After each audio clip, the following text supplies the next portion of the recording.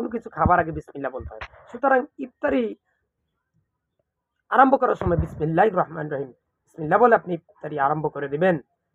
মনে রাখবেন আজানের সাথে ইফতারির কোনো সম্পর্ক নাই, বরং সূর্য ডোবার সাথে ইফতারির সম্পর্ক।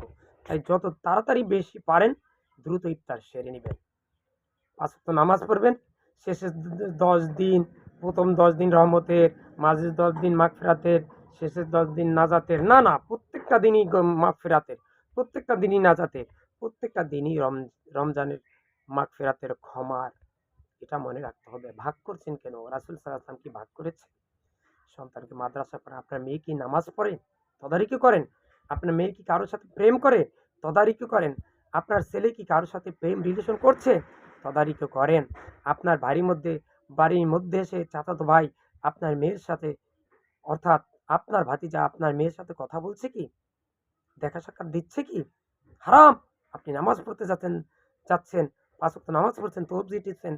আপনার ভাগ্নের সাথে আপনার মেয়ে দেখা দেওয়া জায়েজ নাই, আপনি এটা কেন ফলো করছেন না? আপনার ভাতিজার সাথে আপনার মেয়ে দেখা দেওয়া জায়েজ নাই, আপনি কেন ফলো করছেন না? আপনার ছেলের সাথে আপনার ভাতিজির দেখা দেওয়া তো জায়েজ নাই, এটা কেন আপনি ভ্রূক্ষেপ করছেন না? দেবরের সাথে আপনার মেয়ে, আপনার পুতের বউ দেখা করছে, আপনি কেন সেগুলা দেখছেন না? উদখুলু ফি সিলমি কাফা, পরিপূর্ণভাবে ইসলামে প্রবেশ করতে হবে। হাতে কাজ মুখে সবসময় লা ইলাহা পড়বেন, ৫ ওয়াক্ত নামাজ পড়বেন, সন্তানকে মাদ্রাসায় পড়াবেন, তাকে কোরআনের আলেম, মুফতি, মুহাদ্দিস, মাওলানা বানানোর জন্য চেষ্টা করবেন। ভিডিওটা বেশি বেশি করে শেয়ার করেন। ইয়া আল্লাহ, আমার মাধ্যমে তুমি ২০০ মসজিদ, ২০০ মাদ্রাসা, ২০০ হেফজখানা, ২০০ কওমি মাদ্রাসা প্রতিষ্ঠা করার তৌফিক দান করো। ইয়া আল্লাহ, আমি সহ পৃথিবীর সকল মুসলিম উম্মাহকে তুমি জান্নাতি হিসাবে কবুল করো। ইয়া আল্লাহ, আমি সহ পৃথিবীর সকল মুসলিম উম্মাহকে শিরক, বেদাত, কুফরি ও কবিরা গুনাহ মুক্ত রেখে মৃত্যুর সময় লা ইলাহা ইল্লাল্লাহ পড়ে মৃত্যুবরণ করায়ও। আমিন। আসসালামু আলাইকুম।